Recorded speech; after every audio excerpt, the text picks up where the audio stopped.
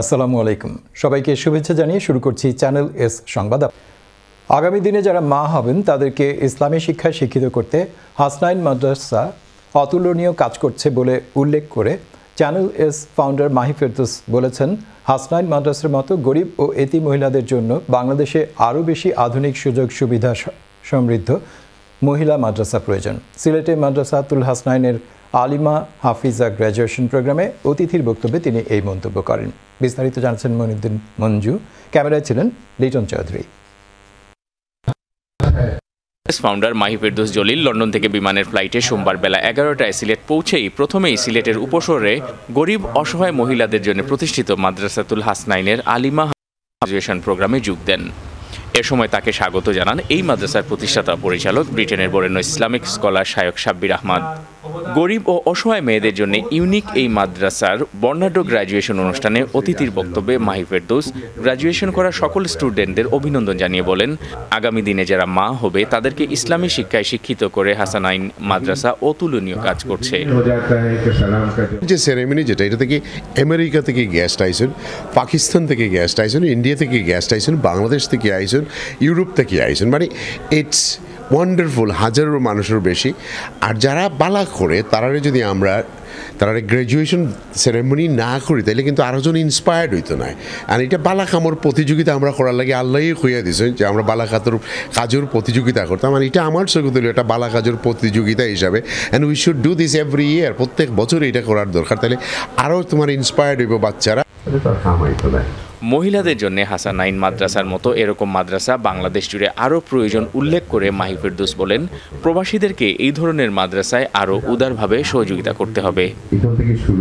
পৃথিবীর সব শিক্ষার সাথে সাথে কিন্তু যদি দিনই শিক্ষা না শিক্ষা হয় তাহলে ব্যালেন্স শিক্ষা হইতো না। আমরা এটা ব্যালেন্স রাখতে হইব। ইয়েস, ডাক্তারও বানাইতাম, কবিরাজও বানাইতাম, ইঞ্জিনিয়ারও বানাইতাম। এট দ্য সেম টাইম যদি আমরা দিনই শিক্ষা না দিই তাহলে কিন্তু একটা মানুষের পূর্ণাঙ্গ জীবনে ব্যালেন্স করতাম পারতাম না। আর মা করলে তো আলহামদুলিল্লাহ সব কিছু হইব। আমি তো একটু আশাবাদী যে সারা বাংলাদেশে হওয়ার দরকার, কিন্তু সিলেটের অন্যান্য ডিস্ট্রিক্টও আমরা শুরু করি প্রাথমিক অবস্থায়, তারপরে আমরা মুভ অন করি অন্যান্য জায়গায়। আমরা এখন সময় কম। মাদ্রাসার প্রতিষ্ঠাতা ও পরিচালক শায়খ সাব্বির আহমদ সহ মাদ্রাসার সংশ্লিষ্ট সকলেই এই মাদ্রাসার জন্য উদার হস্তে সহযোগিতা করায় দাতাদের প্রতি কৃতজ্ঞতা জানান। আলহামদুলিল্লাহ, এই প্রোগ্রামে আমরা 14 জন আলিমা এবং হাফিজাকে আমরা গ্র্যাজুয়েশনের সেই সম্মাননা সার্টিফিকেটটা তাদের হাতে তুলে দিতে পেরেছি বলে আমরা মহান আল্লাহ শুকরিয়া জানাই। এবং সাথে সাথে যারা আমাদেরকে আলিমা হাফিজা স্পন্সর নিয়ে সহযোগিতা করেছেন, গরিব দুঃখী অসহায় মানুষদের এই বাচ্চাদেরকে লেখাপড়া করার ক্ষেত্রে, সেই ডোনারদেরকে আমরা স্মরণ করছি, তাদের জন্য দোয়া করা হয়েছে। শিক্ষার্থীদের জায়গা সংকুলান না হওয়ায় মাদ্রাসার পাশেই আরেকটি ক্যাম্পাস চালুর জন্যও মাদ্রাসা কর্তৃপক্ষ সবার সহযোগিতা কামনা করেন। আজকের এই পর্যায়ে হাসানাইন আসার পিছনে প্রবাসীদের অনেক অবদান আছে। বিশেষ করে আমাদের প্রতিষ্ঠাতা প্রিন্সিপাল মাওলানা সাব্বির আহমদ অত্যন্ত আন্তরিক। তিনি ইংল্যান্ডে থাকলেও তার মনটা পড়ে থাকে আমাদের এই হাসানাইনের প্রতি, দেশের প্রতি। আমাদের মাদ্রাসার হাসানাইন সিলেটে প্রায় 500-র মতো ছাত্রী এখানে লেখাপড়া করে। আবাসিক ছাত্রীরা প্রায় 400-র মতো এখানে থাকে।